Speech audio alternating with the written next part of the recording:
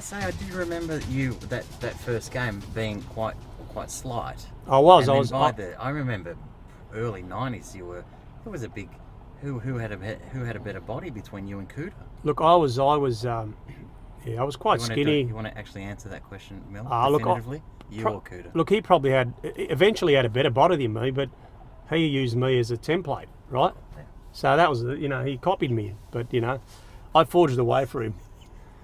What about favourite night spot? What would you have said? The early days, definitely the Metro. Metro? Yeah, I used to love the Metro because it was big and spacious, and we used to get looked after there Take your top off. by the managers and the owners. Well, Cooter used to take his top off, but not me. And you sort of tend to go out where you get looked after, and they looked after us, and also when you play a game on a Saturday, most games are on a Saturday afternoon back then, you tend to want to go somewhere where it was comfortable. Where they sort of say, okay, there's a little like a VIP area upstairs, and they take you upstairs, and it's away from the real hustle and bustle downstairs. And I don't know if you've been to the Metro back those days, but it had that mezzanine level upstairs, and you can overlook the dance floor, and it was couchy, and it was good. I've been in the Metro. I didn't get looked after the same way you got looked Well, after. that's right. Sounds like you going there's like Kanye West going. Well, who was your crew, Mil? Who would you? The back line for me when we used to go out was the notorious duo of Kurtafidis and Christou. Wow. Luke O'Sullivan is a very good friend of mine who used to be part of that. Yeah. Silvani used to be lurking around. He'd go wherever he gets looked after as well. Favorite movie? What would you have said in the player profile back in the late 80s, early 90s? Probably my two favourites were Deer Hunter and First Blood, which was Sylvester Stallone. And that was a sort of, groundbreaking movie at the time. And First Blood. All he wanted was a cup of coffee. That's right. Could have all been different, Mil. Well, it's interesting that, Shavy, because we'd go on footy trips, and there were, Craig Bradley and Luke O'Sullivan used to great fans of First Blood as well, and they would just recite what Sylvester Stallone used to say, and the other guy used to say, and they just, word for word, and they just late at night after having a big night on the drink, Really? Yeah. I'm thinking O'Sullivan would have been the Rambo character, and Craig Bradley would have been more like Colonel Troutman. Well, that's what he was. Yeah. That's what that's the characters they played. Steve DeRue is one of my best mates. I love Steve DeRue. Steve DeRue is coming to Melbourne tomorrow. Really?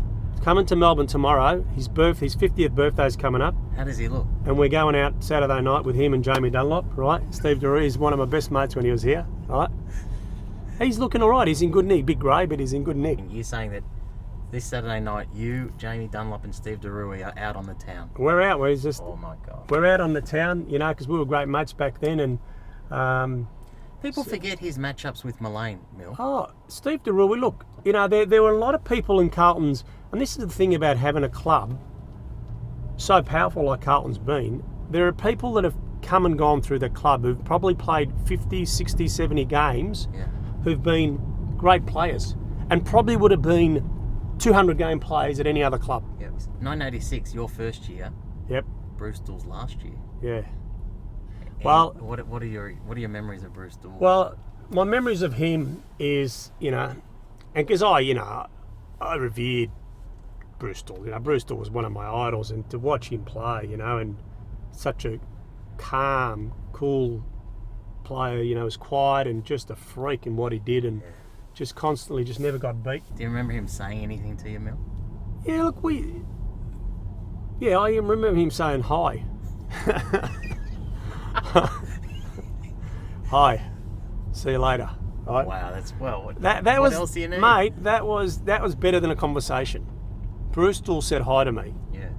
Who was a player that really lifted for the footy trips? Oh, look, there were a few. There were a few absolute lunatics that go on footy trips. Luke O'Sullivan was one of my best mates. He was a cracker. So he was a beauty.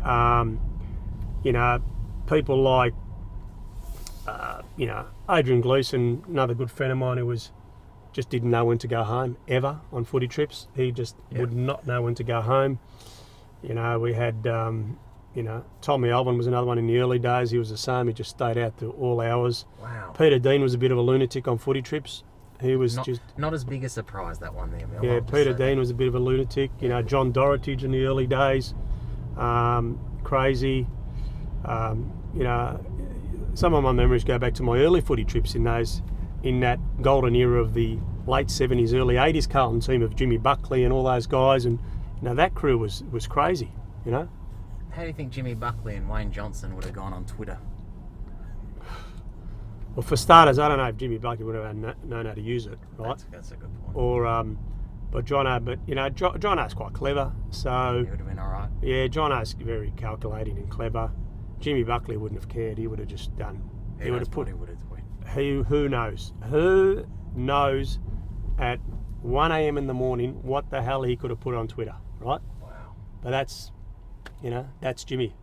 I remember one time where were we? Hawaii, I can't remember where we were. We were somewhere overseas, and he was blind, Jimmy Buckley. He was asleep, and Fraser Murphy was hassling him, you know, because he was rooming with him. He's going, wake up, Bucks, wake up.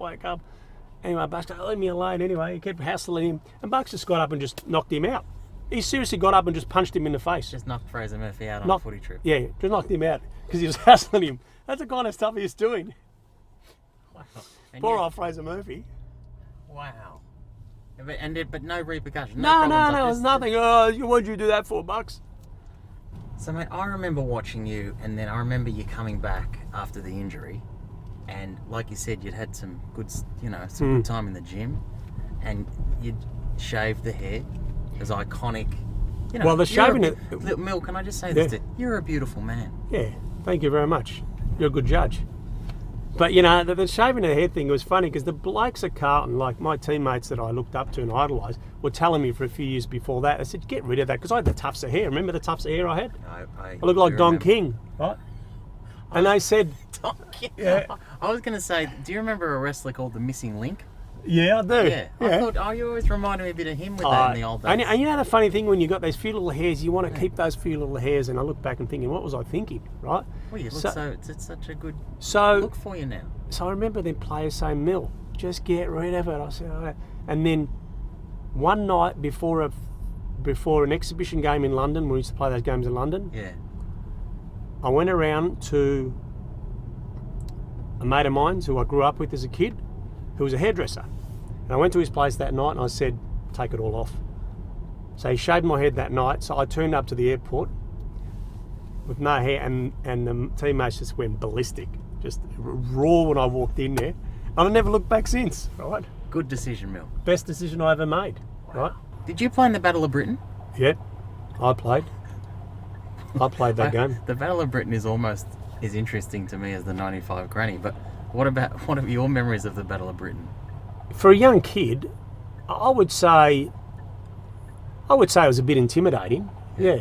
I couldn't say it wasn't, because if I was a 28-year-old, you know, if I was playing in that game as a player who played 150 or 200 games, probably wouldn't have affected me as much. But as being a young kid and just coming through, thinking, wow, this is quite, you know, and just spot fires all over the ground. All over the place. And you sort of, you know, you're trying to go in there and trying to break things up. And I wouldn't have regarded myself as an aggressor in terms of the way I played or anything like that.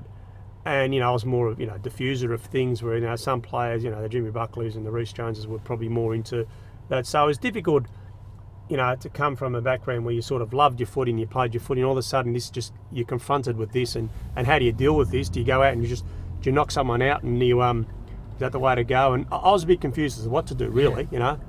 So, yeah, it was confusing to watch. These days it would have been quite distressing for a lot of people. Thanks for driving me around, mate. Mate, it's been a pleasure, right?